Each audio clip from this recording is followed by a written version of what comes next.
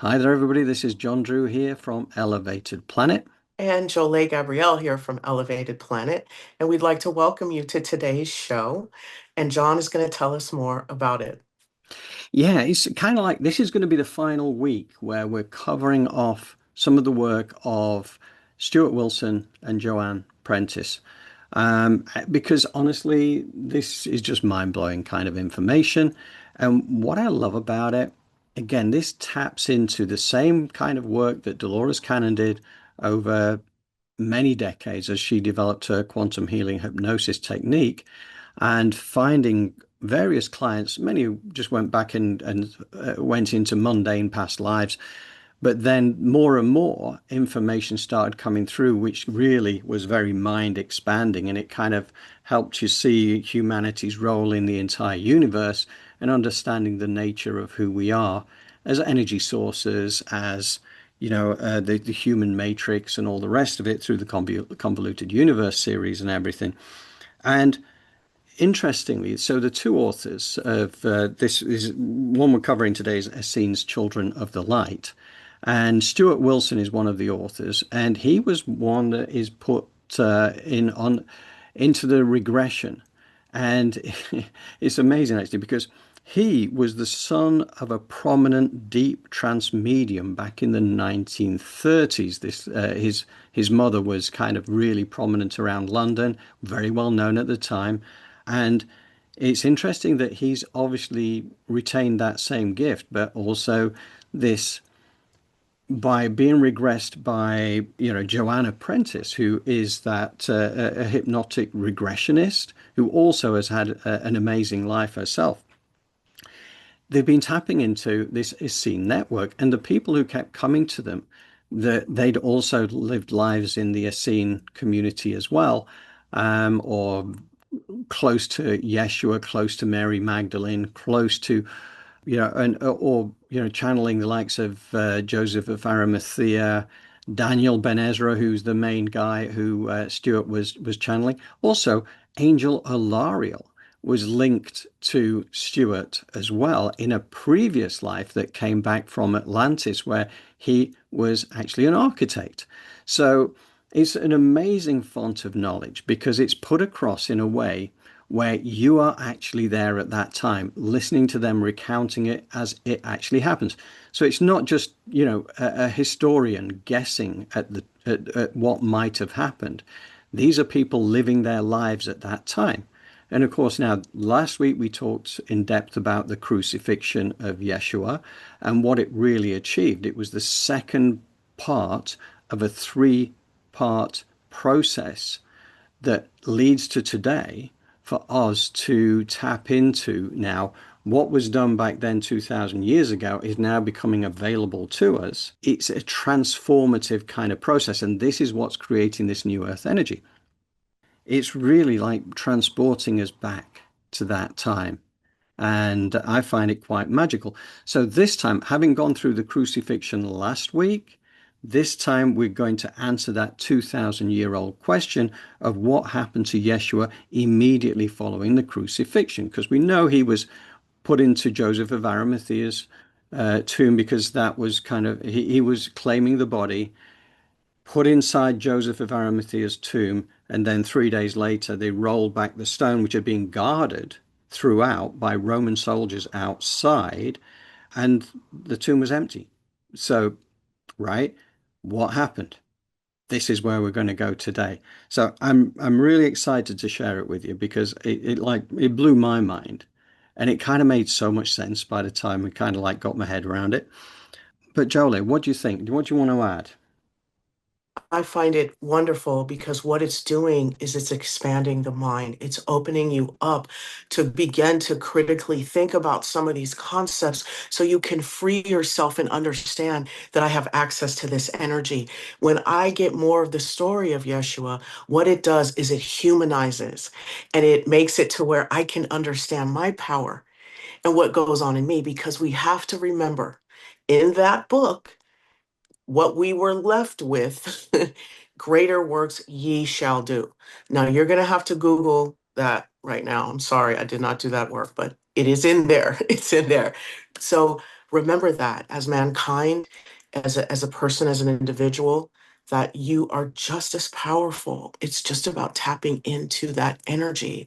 So when we get to fill in the deep details of the humanity, even though we have this supernatural being possibly, but the humanity of this person, it it really grounds some of this quantum energy. No, I agree. I think it's really about us today now. This is why it's worth going back into history because it's important for us to understand who we are. And that's the way I look at it. Now, what happened 2000 years ago was actually so vastly important for where we are today. And the frequency is rising on the planet all the time now.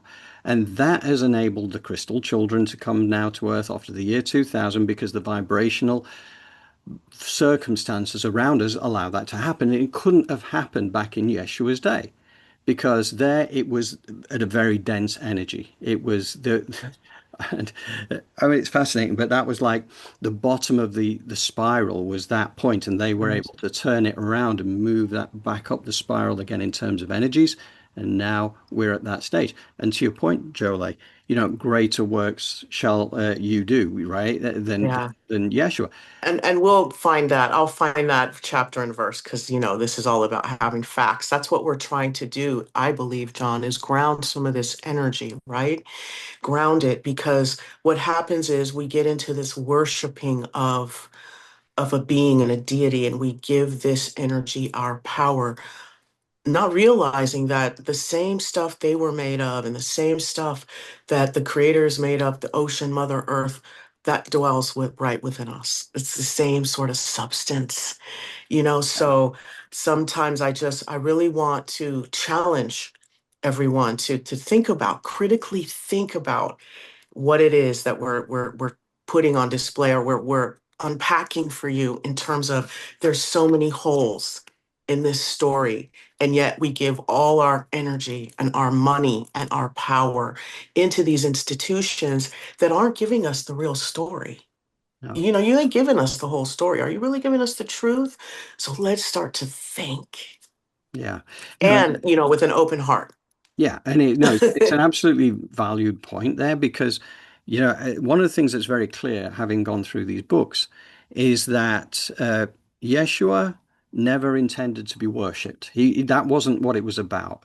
He was the way, right? He was demonstrating the way that we live life. It wasn't that he wanted to be a deity. He didn't want to be worshipped, and he didn't want churches. Neither did Joseph of Arimathea. Neither did any of them, because they realized that in reality, the church can be any way you want it to be, right? Because the church is where you start to bring in a middleman between you and God.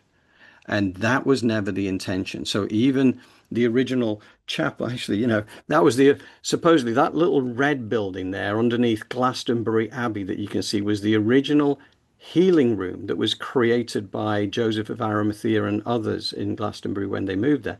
Now that was never intended to be seen as a church, but it was actually in the end, it was the Roman Catholics who said, yes, that was the first ever Christian church.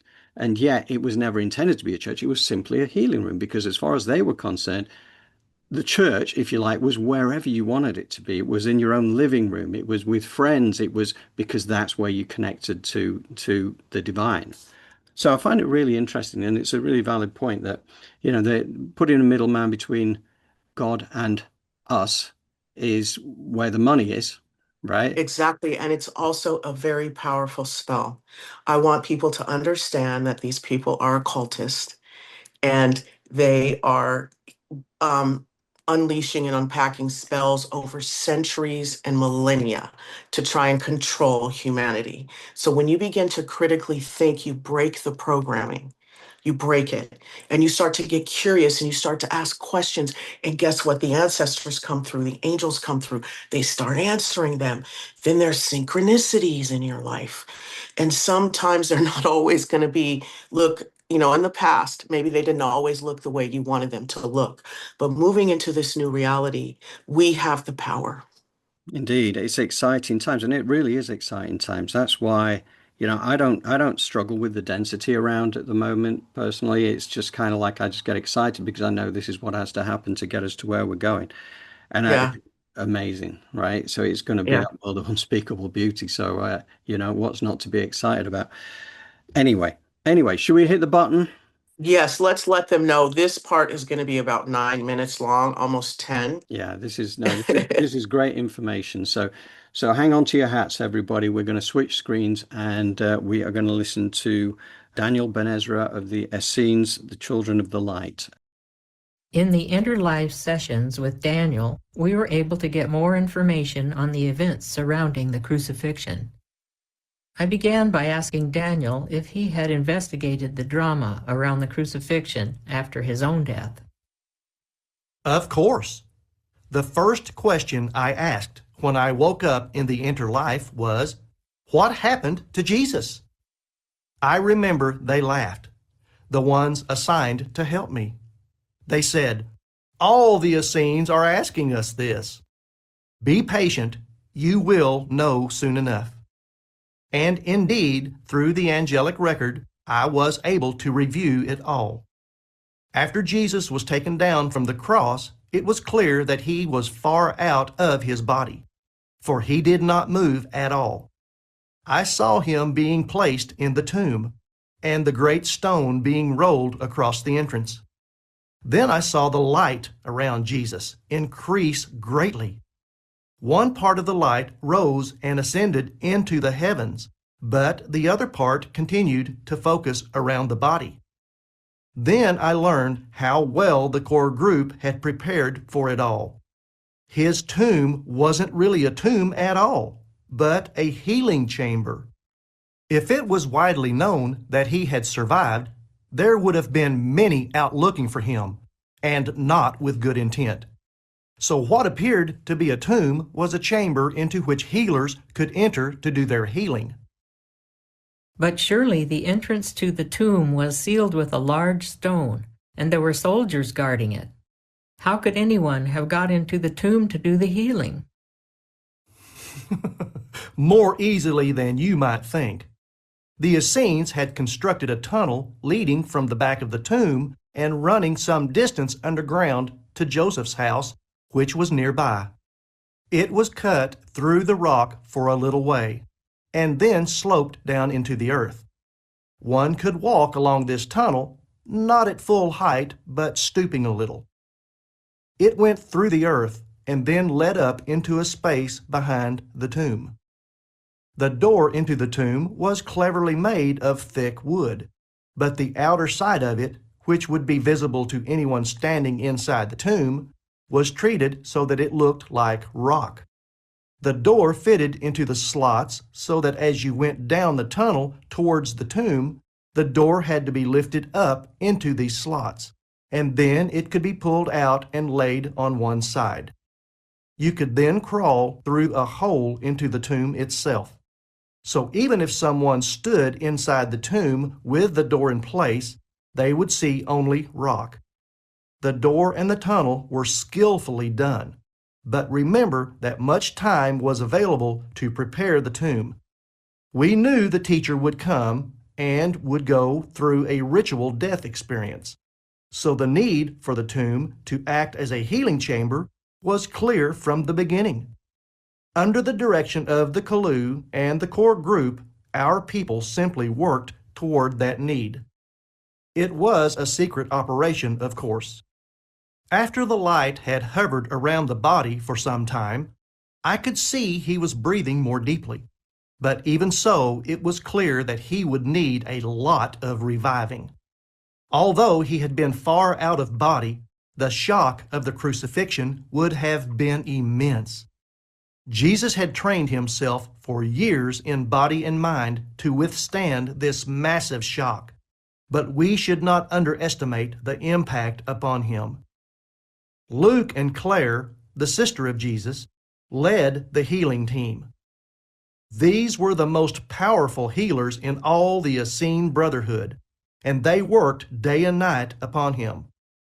The great stone at the entrance to the tomb was designed to shut out every ray of light from outside, but it also made it impossible for any outside witness to see the light of lamps inside the tomb. and the great bulk of the stone also muffled any sound from within. I was shown what happened during this healing process, and I can describe it to you. I see the healers anoint Jesus in healing ointments, and there are huge crystals all around him. So he's being revived. It's taking some time to do because he's far out of body. But the healers are confident that they can bring him back. And when he comes back into the body again, he comes slowly, like one who has drifted off into a faraway place. And he comes reluctantly because the pain from the wounds, even with all that healing, is still intense, and he gasps with pain as he re-enters the body. And then he slowly opens his eyes and sees Claire smiling down at him, and tears of joy are running down her face. In another session, I had the chance to ask Joseph about the difficulties of getting Jesus out of the tomb. After we revived Jesus, he was not able to walk, so we used a simple stretcher and slid him down into the tunnel, and then along, and then lifted him when we reached my house. My house was close by, but it was still a difficult and anxious thing to accomplish. I feel the weight of the responsibility, all the secrecy and preparation. Only very few members of the Essene Brotherhood knew the extent of our plans, and the existence of the tunnel was revealed only to those directly involved. Even Mary did not know of the tunnel while it was being made. I told her just before the meeting in the cave, for the fewer who knew, the safer it was. But what happened to this tunnel afterwards? Wouldn't it have been discovered eventually? Surely the Pharisees would examine the tomb after the body of Jesus disappeared. However good the door was at the back of it, wouldn't they have found it sooner or later? Yes, and Joseph knew this. In the turmoil of that time, he had to act quickly. A prominent Essene at Qumran had just died, and he was laid to rest in the tomb in some haste. The stone was rolled back again to seal the entrance, and then the work began in earnest. A stable was hurriedly built on Joseph's land at the back of the tomb, right over where they knew the tunnel ran. Using the stable as a cover, they broke through into the tunnel and filled it up with earth at the tomb end, removing all trace of that carefully crafted door. By this time, the Pharisees were demanding to see inside the tomb, but that had to be agreed by the Sanhedrin because the Essenes, led by Joseph, cried outrage and desecration of a grave. By the time the Pharisees finally got authorization to open and inspect the tomb, the work had been completed and nothing suspicious could be found. As usual, the Brotherhood had covered its tracks efficiently, and by then Jesus had been taken to Qumran and thence from one safe house to another north to Damascus. After he was safely out of our land, the brothers started to move our most precious things along that northward route, taking the most valuable scrolls out of harm's way. We knew that it was only a question of time before Qumran was destroyed, but our main task had been completed by then. When the outer work of the teacher of righteousness is finished, the whole structure around him can be dismantled. Joseph's interventions to obtain the body of Jesus and later to keep the tomb closed cost him dearly. These were the first times he had spoken publicly for any Essene, as up to then all had been done quietly behind the scenes. From that point on, people began asking where Joseph's real loyalty lay. When the Pharisees found nothing amiss in the tomb, their full fury turned upon Joseph, and he realized that he would very soon have to leave. If all traces of Jesus had eluded them, at least they had the living Joseph to vent their rage upon. From that time, all the weight of their investigations centered upon Joseph and his connections with the Essenes. In Jesus and the Essenes, Sadi says that the body of Jesus went through an accelerated process during which it crumbled rapidly into dust. This is not the only theory about Jesus after the crucifixion. We thought it was important to give Daniel the opportunity to comment. Of course, the news that the tomb was empty spread rapidly. There was so much confusion at that time that, frankly, I did not know what to believe.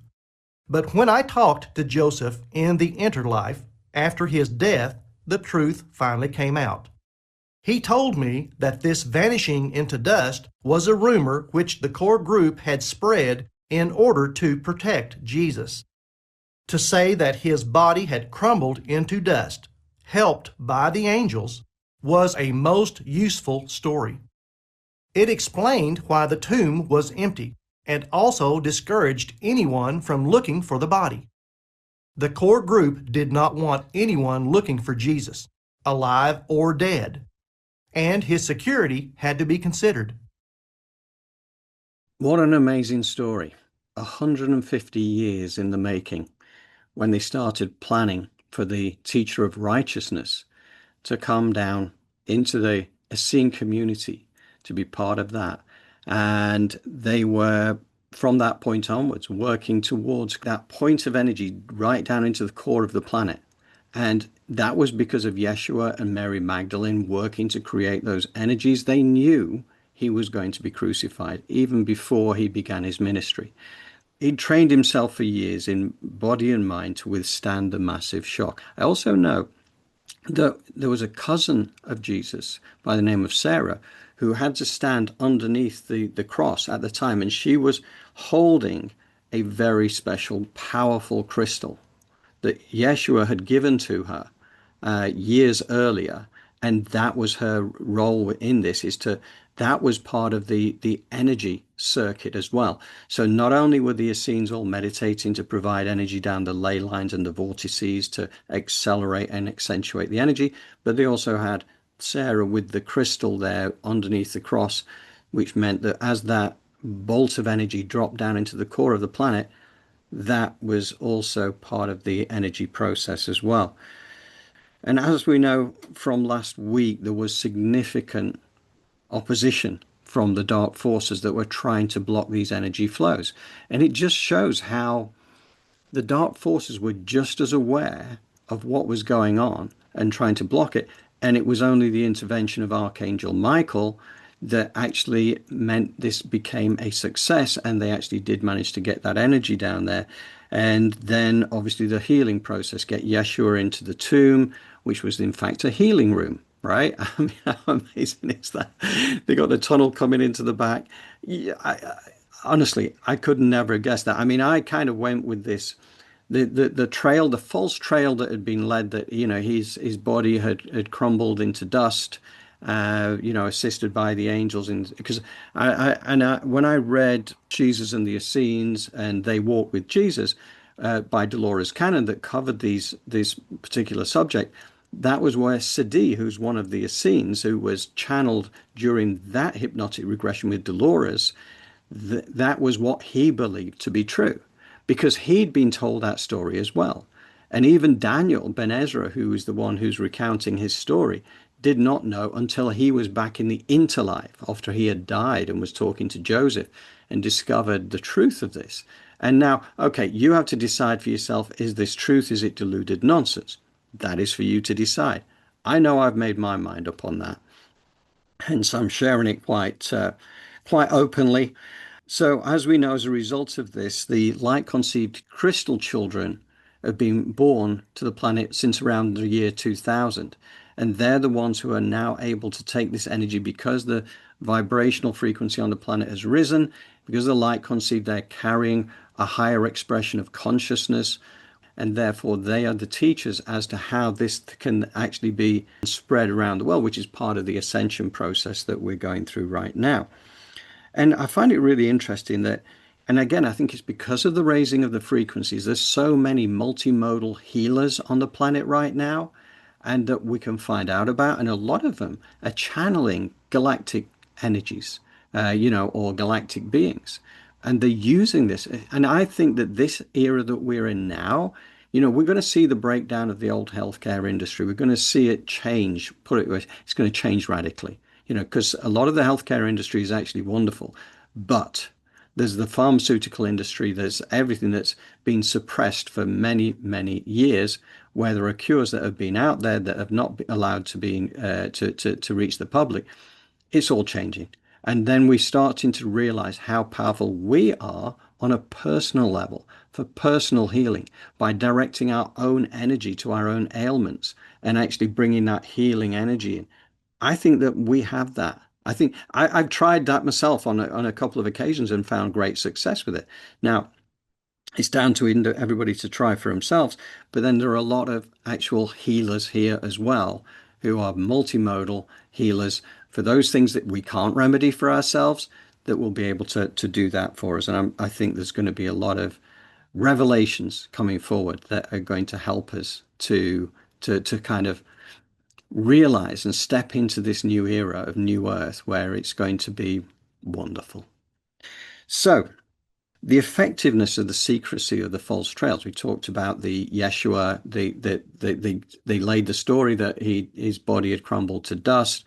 Therefore, people wouldn't go chasing him. And then there was the other one, which was when Joseph of Arimathea, who was the uncle of Jesus, who was the brother of Mother Mary, and again, he was a very wealthy merchant, probably one of the wealthiest men in the world, with 120 to 150 ships he used to maintain at any one time, traveling the world with tin supplies, because his mother came from Cornwall, who was a Celtic princess. Her name was Anna, and there's books around her as well, which are really interesting. But again, I mentioned this last week. Again, that same book, Drama of the Lost Disciples, and it was carefully sort of researched by George F. Jowett back in the late 1950s and up to the 1960s in the Vatican Library. That's where he got the story about the fact that that a bunch of them, including Joseph of Arimathea, the Marys, and a bunch of disciples and other Yeshua followers had been towed out into the Mediterranean Ocean. No sails, no rudder, no nothing, and just left to drift. So that they would not be, the Pharisees and the likes would cease to pursue them if they accepted that story. The Romans agreed that they would put that story out because they wanted Joseph of Arimathea to continue to trade, because the trade that he was doing with the Romans was super valuable to the Romans. So it was in their interests to make sure that the Pharisees were not going to chase them all around the world. So interesting how effective these smoke screens were.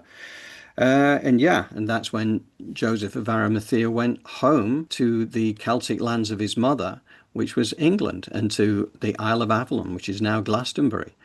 So it's a remarkable story, and I know we're only skimming over the surface of it, but I think it's really fascinating. So Jolie, can I bring you in for your thoughts, please? Absolutely. These stories are really interesting, aren't they? The Bible verse I was talking about was John 14:12. Greater works ye shall do when you believe in my way, right? And so I was thinking about when you were talking and digging deep into, Joseph and some of these stories at Arimathea, and I was thinking about the beauty of each continent, even, and how we have something that we believe comes from the cradle, which is the upper part of Africa, Israel, Egypt, all of that. But then over here we have Gaul and we have the UK, we have Stonehenge, we have all the Torah, we have all of this beautiful energy moving through Mother Earth. And for me, I get that the story is very important because of what I said. We critically think, we begin to open our minds, we begin to realize the power dwells within us. But at the end of the day, it's like, what is this all for? Why was the Messiah here? Why is there a God? Like, what is going on, right? At the end of the day, what are we here to do? What are we to take? These are some of the questions we want to answer that spark and activate that heart chakra that allows us to open up and realize our purpose. So These details in and of themselves are so important because they lead us to crystal activation. They lead us back to that ancient knowledge and wisdom. They're like breadcrumbs to the ancestors, right? And we get the story right. When we get the story right, we get that laser beam line back to what we need, back to that activation, which is why we are here. Yeah. So to know that the Essenes had a way in which to heal, to go someplace close to the Messiah, that energy to heal. What we're trying to do is we're trying to create that. Because I'm sure in that tomb, we might look at death as something that's negative, but that's some unspeakable beauty right there. That's what had to be in that tomb in order for healing to take place. So, maybe we're upside down in a way, and we really benefit by looking at how we are perceiving this timeline because there's still war here. And a lot of these wars are religious. That's counterintuitive to what we even know to be about a Messiah and a God. He was hung on the cross, like violently killed for wanting light to pour through him and to wake up mankind. So, what are we doing? That's always the question I come back to, and I'm at the front of the line. Julie, what are you doing? So, hopefully by going through this and watching this, we can begin to love ourselves more Yeah. Yeah. and realize we are the answer. We are. And that's the thing. That's what makes this, to me, to my mind, why it's so worth pursuing these things from 2000 years ago is because the effect of 2000 years ago comes right down to now, right? Shift of the Exactly. ages. This shift of the ages, now that the vibration is rising on the planet, everything that's going on out there, which has the look of density around it, it has to play out. Everything is in perfect order, right? It doesn't look that way because none of us want war, right? None of us want Mhm. to see people suffering, but it's a divine order that sometimes you have to know what you don't want to know what you do want. So you have to see this Yes. playing out. You have to see ego-based characters who, misogynistic, it's just like narcissistic. You've got to see it. You've got to see it because then you have a choice to make. Do you Exactly. consent? Do you consent to this as being the world that you want? Right? Because if you Exactly. do, What that is timeline ease. are you on? What timeline are you on? Sorry to interrupt, but it really came in. Like, even for me, it's like it's easy to get into because of the meat bag that I was given and blessed with. It's easy to get caught up in a specific timeline, right? Hmm. And Hmm. you dabble in that and you see that. And I've gotten to the point where I'm like, I have to ask myself, what timeline are you living in? Because we know the rules. If I'm feeding myself that, if I'm reading about that, if I'm rah over here about that, guess what? I get more of that. Is Exactly. that my unspeakable beauty? Really? Is that what I want? Like in my life? Or do I really want to live a life without that? And if I do, then guess what? I can't engage Yeah. as much Yeah. as it's salacious and it feels good. That emotional dopamine hit. But at the end of the day, is that's effing up my life, really. At the end, that's not the timeline I want to be on. I'm just trying to say it, okay? But Mm. it's easy to get caught up in who you are. But please remember, you're kind of not important. Your meat bag, it's not important. And if we're getting caught up on the ego and the things that the meat bags we're watching out in the world are going through, we're going to lose. So it's bring back your power, bring back your energy, build your life, be around the people that you love. Think about nature, Mother Earth. I'm just laying these things on the table, but all I'm trying to do is give us ideas of what to lean into because, there's Burger King and rated, porn, triple X, and all these other things that are there. And I don't mean to be salacious like that, but it's real. We have this, like you talked about, John, we have this timeline. We have the very, very worst of the worst and the best of the best. Yeah. And we get to choose, is what I'm trying to say. Yeah. And it's just time to be real. Like, we want to be all fairies and rainbows and like cover up everything, but this is reality. And we can't continue to turn our other cheek and think that things are going to change. Mhm. Yeah. It comes back to that Alan Watts piece that we've used frequently about where you're feeding your energy to. Because when you actually pay attention to what's going on the dense side, you are feeding your energy to that and you're drawing that energy towards you. Because, it's the universal mirror effect. If you're going to get angry, if you're going to get, if you're going to get fearful, then you're going to be given more opportunities to be angry and fearful. If you forgive, if you are able to take that eagle's perch position and be able to see the drama playing out for what it is and realize it's part of a grand orchestration that is getting us to a world of unspeakable beauty, then you're going to have more reasons to be excited about a world of unspeakable beauty. It's a choice we all have. And it's difficult because we've had decades and decades of conditioning and programming that tells us that that's not true, right? And that we should be afraid, and that we should be pushing back, and that we should feel divided, and we should be in separation consciousness, when in reality our future is unity consciousness. That's where it's all coming down to.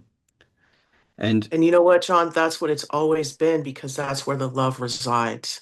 yes, it is. And that in fact leads us into this next section when we're talking about the triumph of the light, and we're going to define that. That's what the heading is for the show. And this is all about the triumph of the light. So I am going to switch screens, and we're going to pursue that and build an understanding of how we are going into that phase right now and what it looks like. So bear with me a second. We are going to switch screens once more.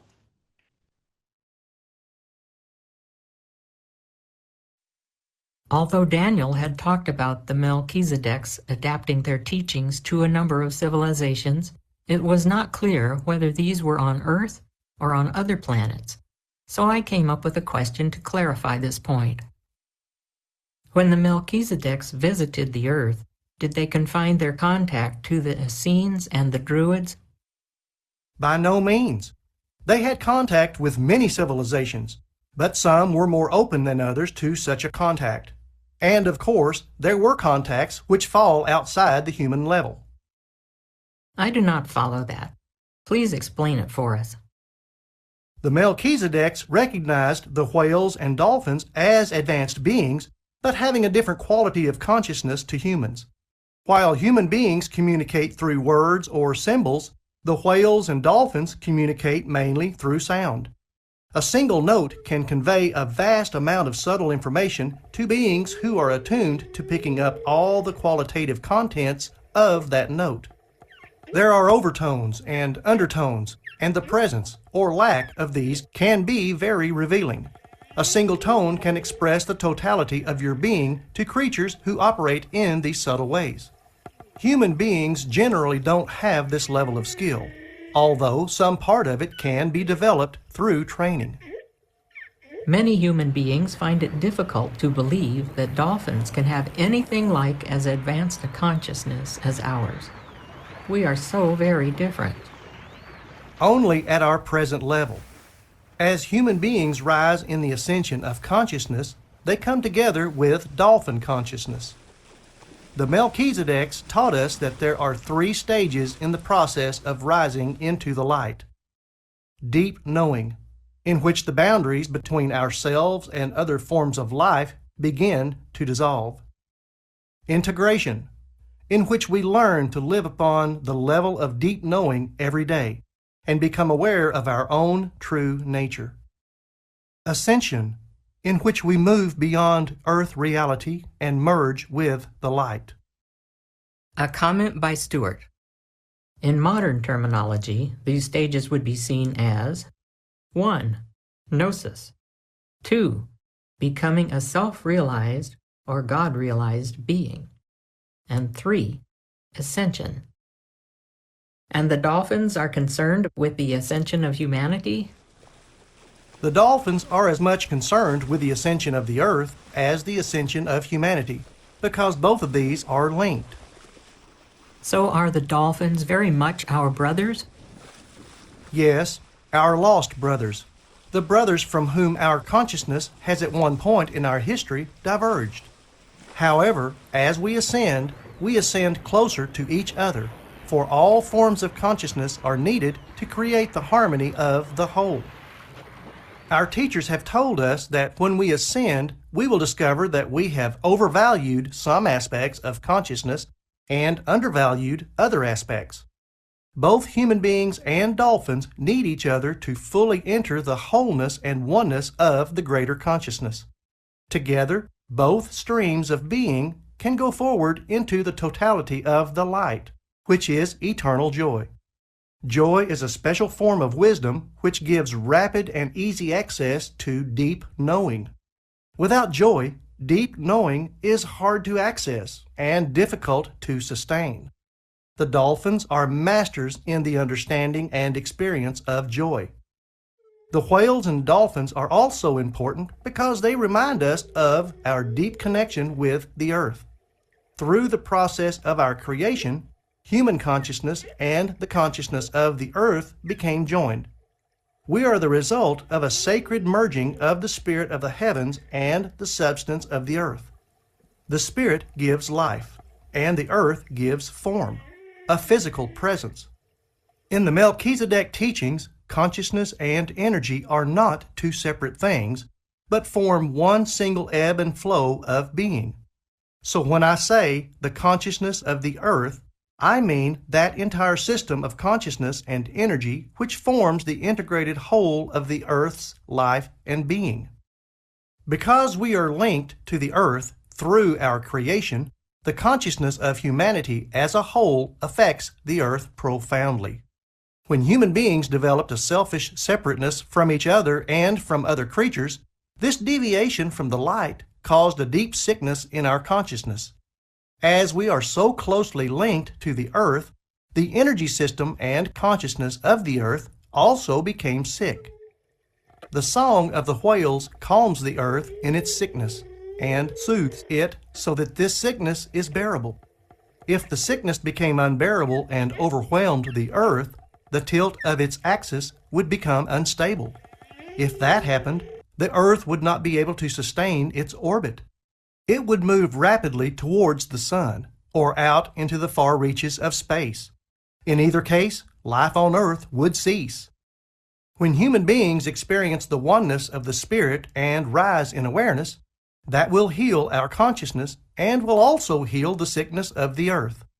Then the earth will produce a new note, not the discordant tone of a being in pain, but the joyful tone of a healed and reborn planet.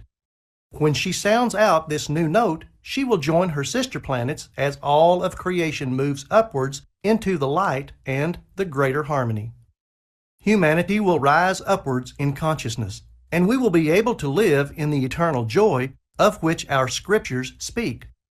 That is what we call the triumph of the light. And this is the whole process which the Melchizedeks have been guiding and supporting here and elsewhere in the galaxy over countless centuries.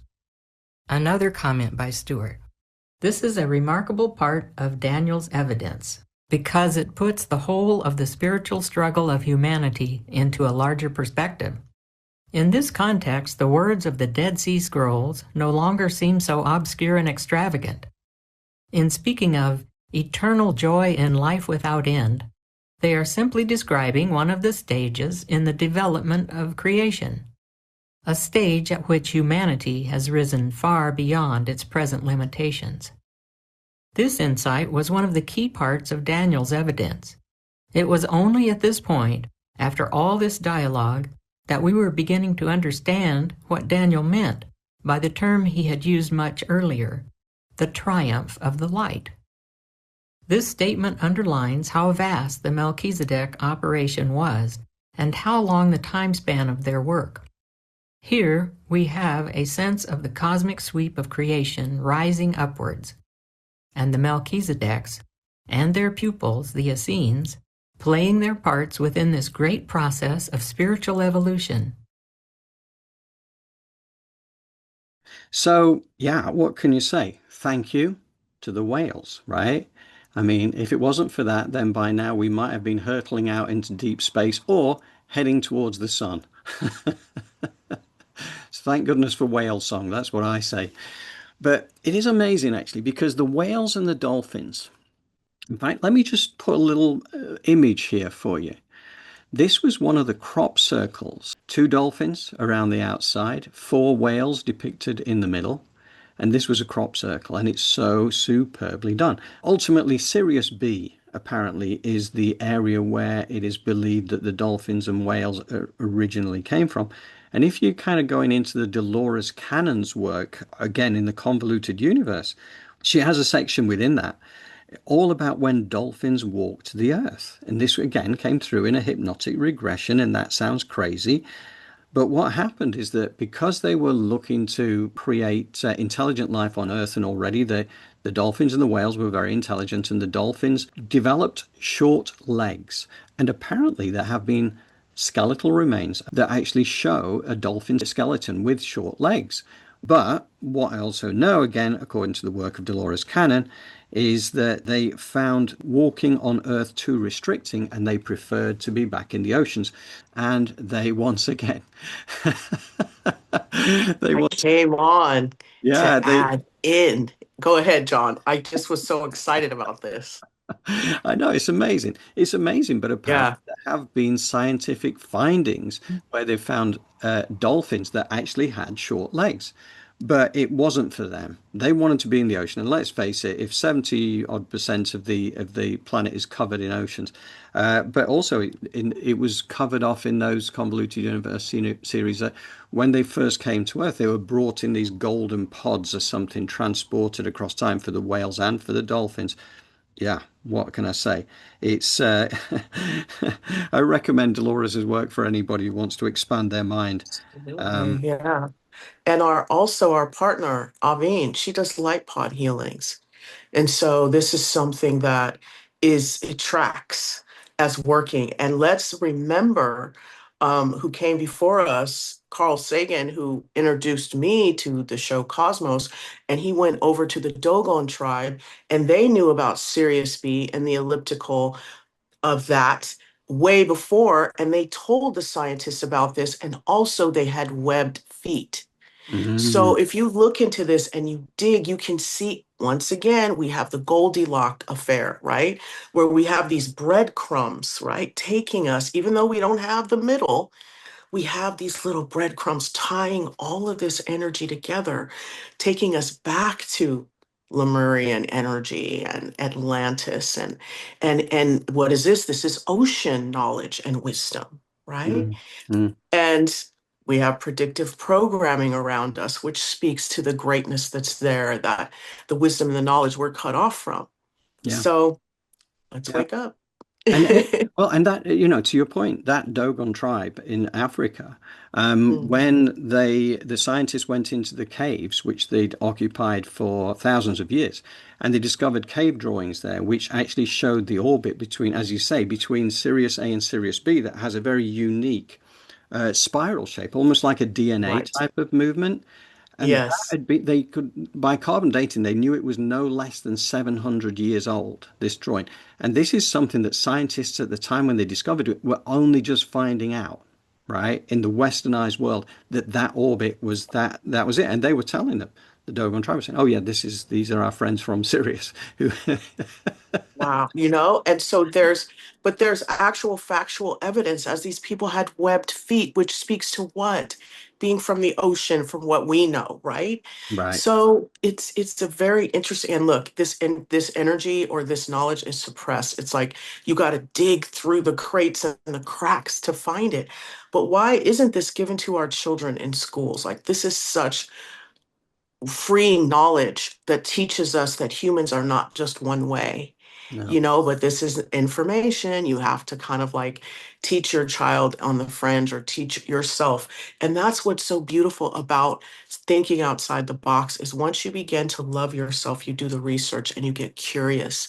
And then doors start opening, which are what? Portals to transmuting through these different timelines. So open up those portals through studying if you can. I know that we're exhausted and a lot of us don't have the time, but while you're scrolling and burning your eyeballs, Maybe Yeah, instead of looking at People magazine, you can maybe do a search on the Gnostics and what they had to say, or, something like that. Just a yeah, suggestion. yeah, yeah.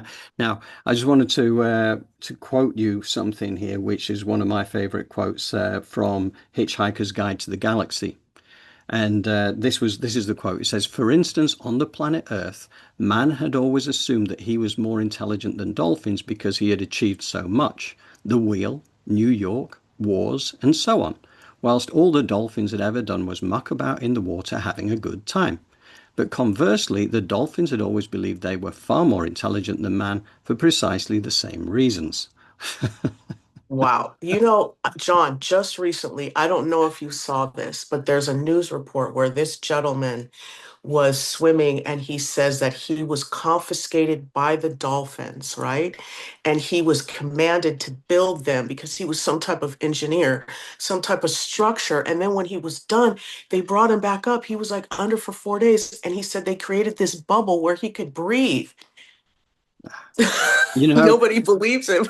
no, no, and you typically you wouldn't. It's just that once you kind of dig under the surface of these things, you realize that this is a weird and wonderful world that is Yes. far from what we have been conditioned and programmed to believe. It is far more fantastical. It is far more fantastic. The dolphins are super intelligent, and that's another thing as well, because obviously there's a lot of dolphins in captivity around the world, and they're trapped in these small pools in relative terms, and they don't get into the open ocean. And again, I think it comes back to Dolores's work as well. And they were digging deep under the, like there was a dolphin that had come through from a past life or something like that. And Dolores was making the point, if I remember this rightly, that it must be awful to be trapped in a small pool. He said, well, we're not trapped because we can like remove our consciousness from our body and we can travel anywhere in the universe, right? This is out of body remote viewing by dolphins, undoubtedly by whales as well. And it kind of takes me back to something that Merlin actually has said as well. Again, I love this Merlin quote. He said, "You are connected by a body to this planet, but you don't have to remain confined to it." Now, that is so true because I think this is where we're heading. We're heading to this time where we can light up our own Merkabah lightship that we all have access to. But to do it, we have to get to that higher consciousness level. We have to get, but then you can go wherever you like. This is part of who you are. We don't get taught that in school, right? But that is where we're heading. And it's really interesting because this is when we're generating an awful lot more energy. And it kind of what made me think of that, Drunvalo Melchizedek, and we're going to come back to his work in future weeks as well because it's way too important, but a living Melchizedek amongst us, right? One of the things that happened to him years ago is that he started getting these black helicopters all buzzing around where his home was.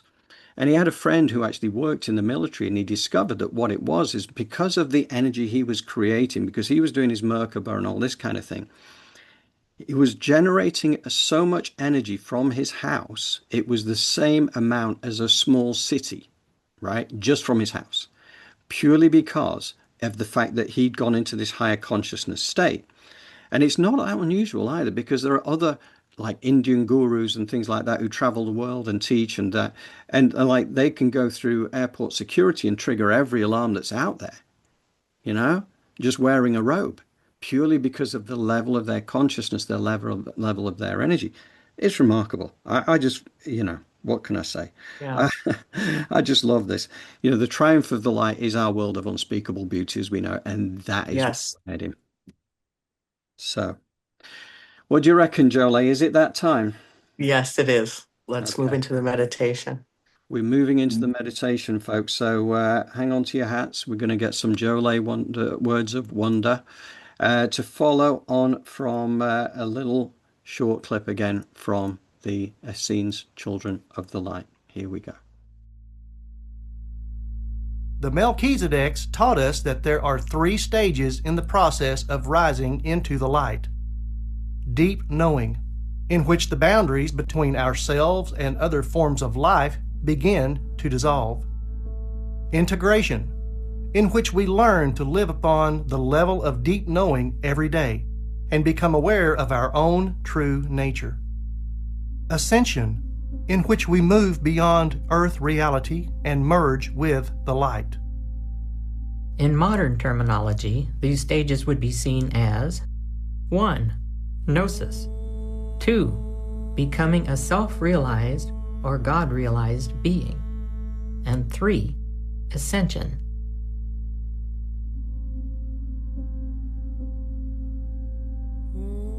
Get information. Bring your awareness to the center of your chest. Begin to breathe with the rhythm of your body. That's how you let it know that you love it. Let it breathe. And you then help it stay at that breath, that rhythm. As you get acquainted with your energy and get comfortable with who you are from a place of love, forgiveness, and compassion. As you pull your aura in to be 1.5 feet around you, you take ownership over your energy. Yes, it's okay, it's yours. Life force energy runs through it and connects you to others. But this is the blessing you've been given.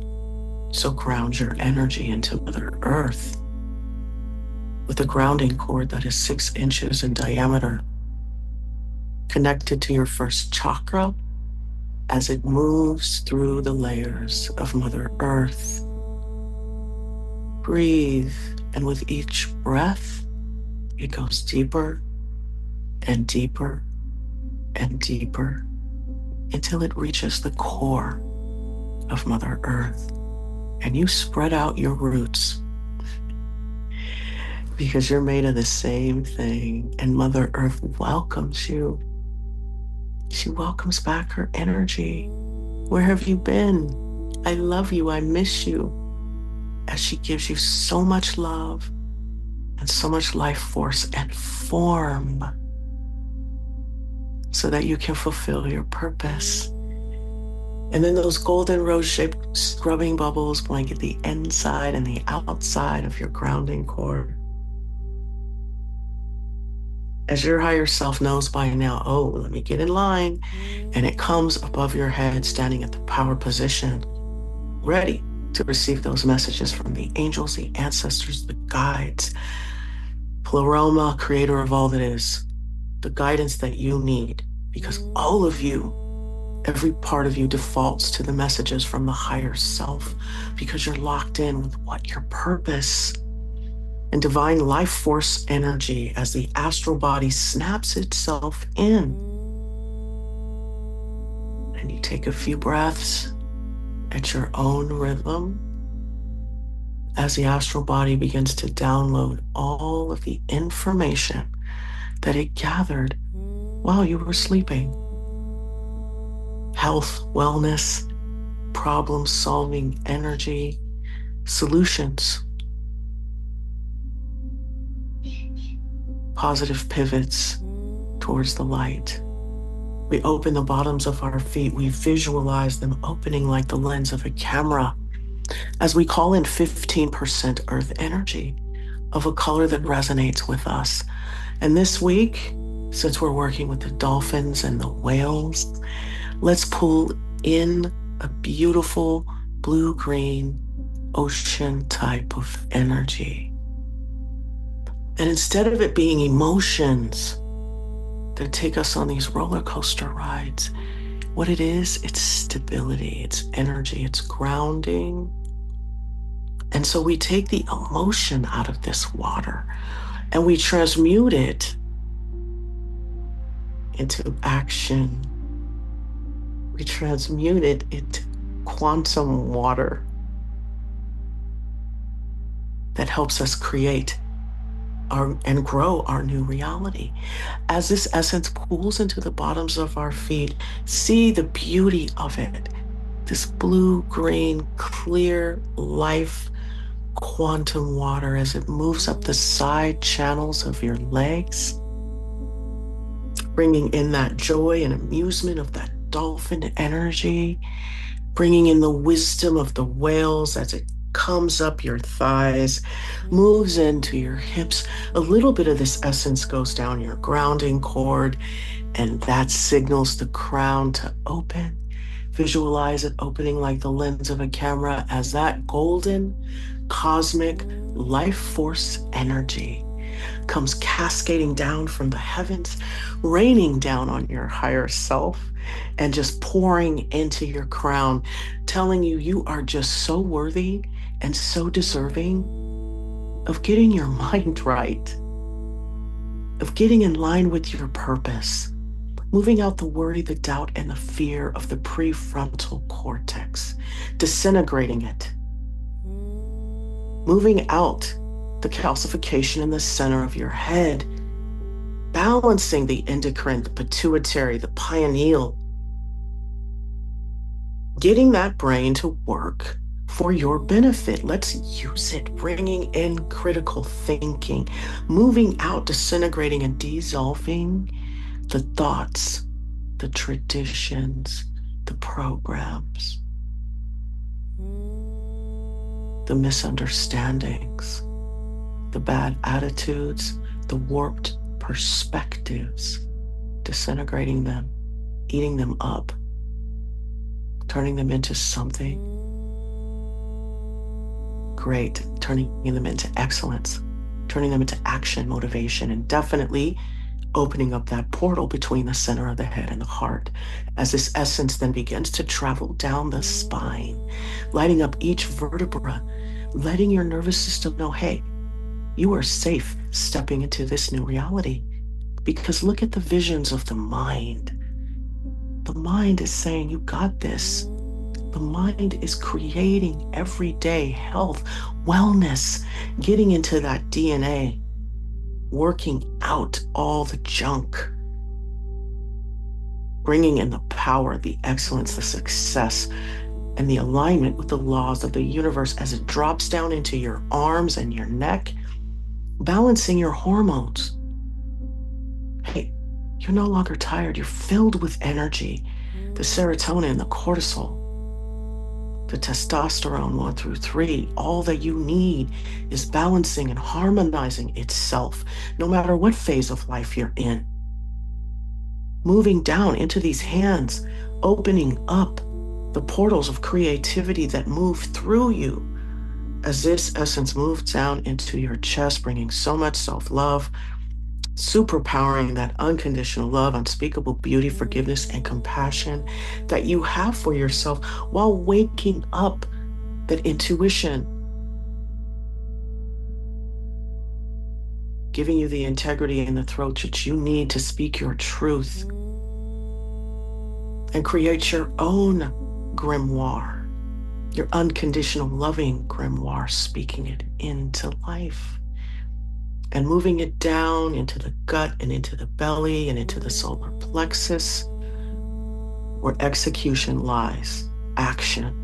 Let it swirl around in this area where the gut is all tied up with this bad food, making choices that no longer serve, suppressing your truth and your own life force energy and your purpose. Move all that waste out and down the grounding cord as you fill up with this gold light and the integration of the divine and giving you all of the messages and the guidance with the form of Mother Earth and the water and the ocean and the living quantum as it begins to fill you up like water fills up a cup, pumping, pumping, pumping out all of your organs and your systems, bringing in so much wellness, so much life, so much truth,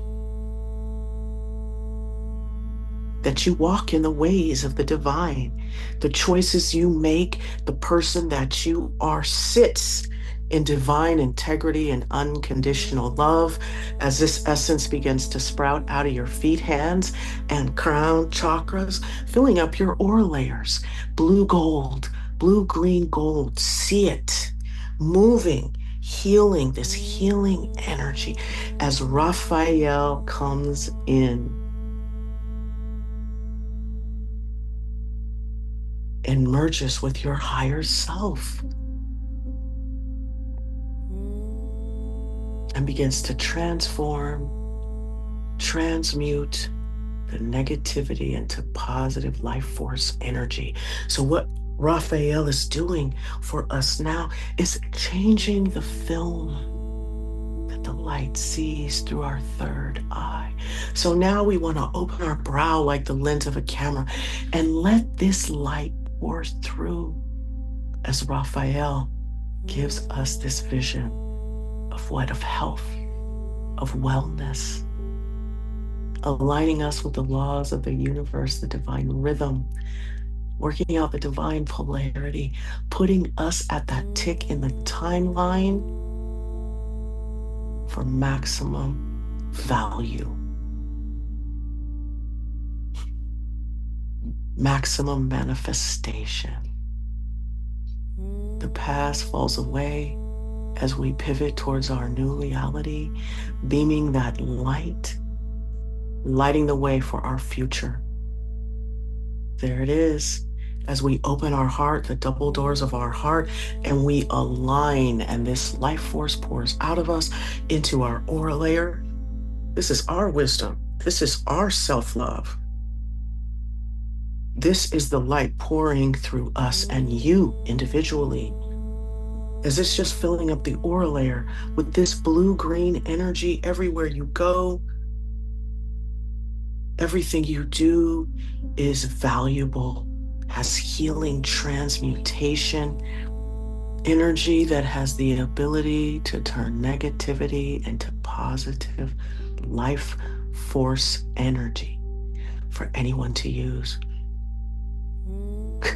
So the beautiful light pouring through your brow and your heart is paving a gold road directly towards your goal, the zenith and success of this iteration of you.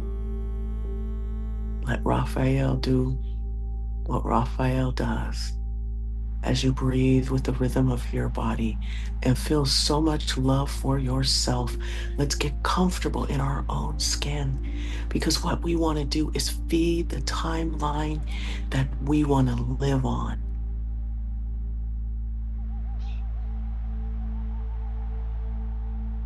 Foolishness has resolved and dissolved itself in our lives.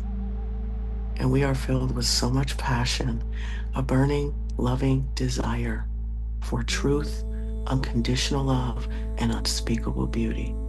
And that is our new film as the light pours through. And that's our vision. As you're dancing in your seat and you know that this is your new reality, one of love, one of light, one of unconditional, unspeakable beauty, forgiveness, compassion, one without war, one without sickness, one with ego death and rebirth that is guided by the messages from the higher self. As the love just pours out of us and into our environment.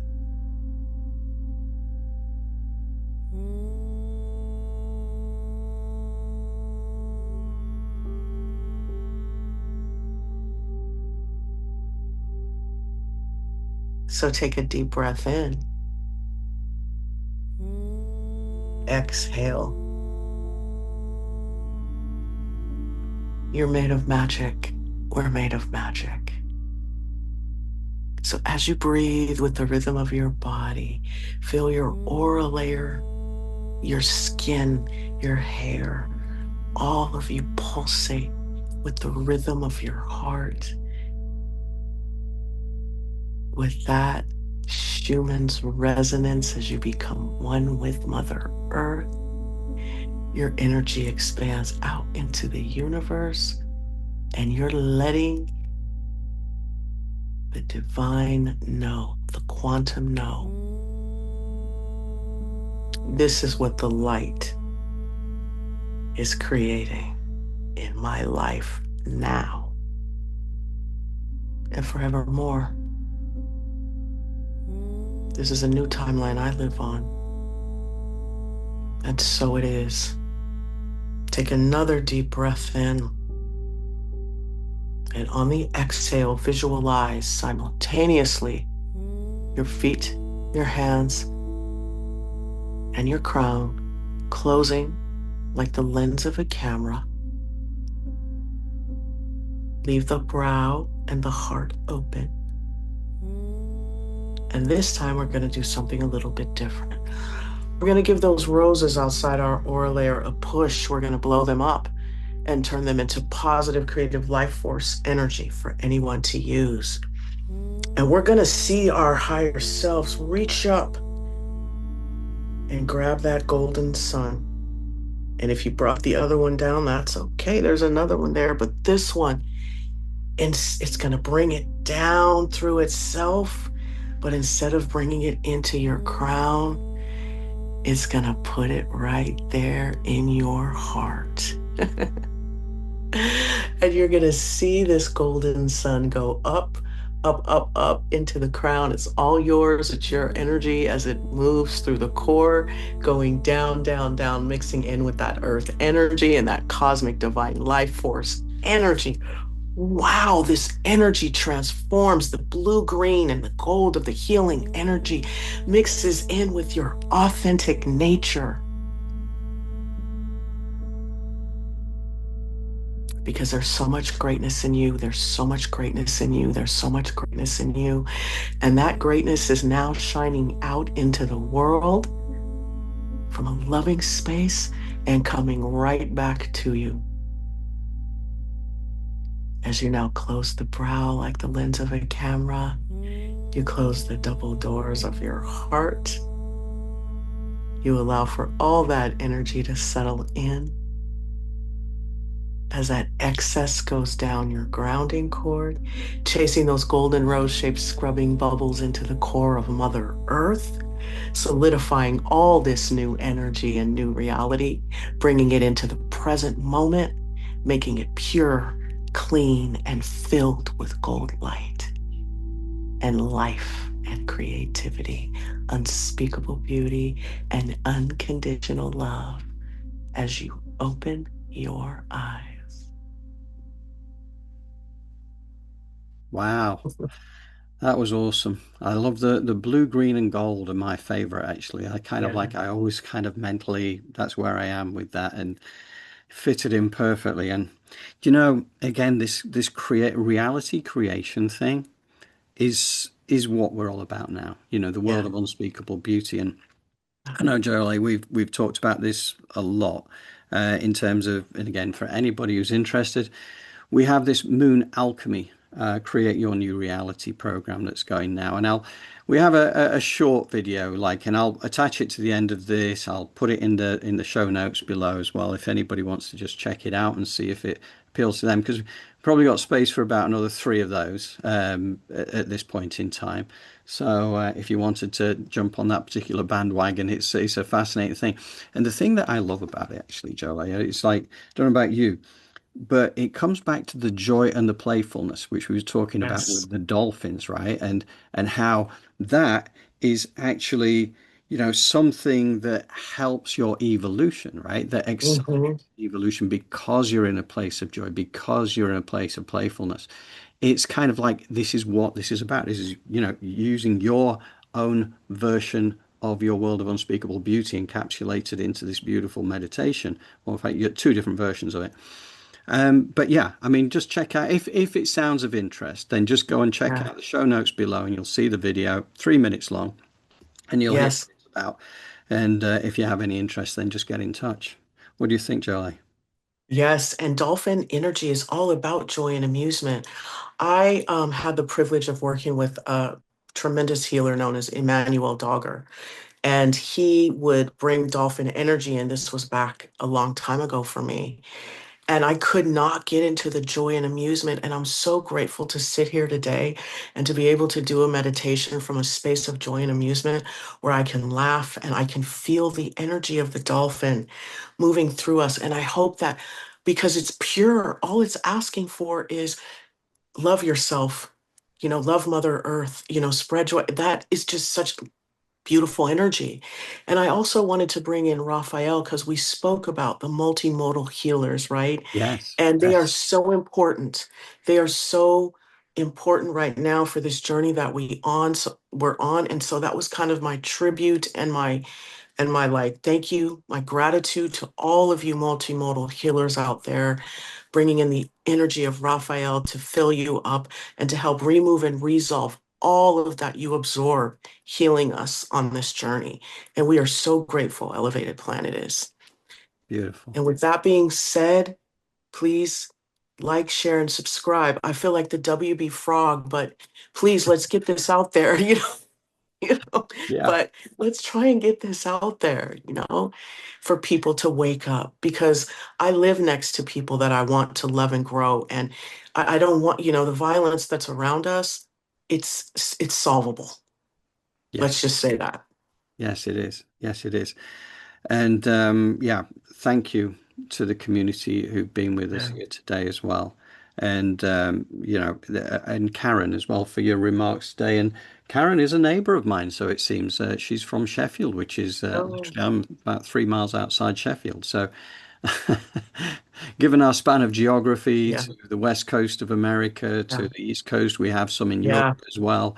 yeah, And it's just nice. But absolutely. to your point, Jolie, our penetration into like the YouTube market, the algorithm for whatever reason doesn't get to us. We don't, if you don't share and subscribe, not share, yeah, subscribe, share, but sharing is important. Like, Yeah, to whom this will resonate, right? And please right. do share it. So, And comment, and let us know what you think, what you'd like to see more of, what you wanted us to meditate on, and help you with, because we're here for that. And, shout out, isn't the Pet Shop Boys from Sheffield? um, Pet Shop Boys, no, I don't think they were actually. Who's We, from we had a Sheffield? few. We had What Human great. League, we had Def Yeah, shout out Leppard, to we you had guys. We want, okay, Def Leppard, we want to shout all of the Sheffield people out. Karen, you're at the top of the list, and all the great bands we listen to. Let's give some love to that because we have music on our YouTube.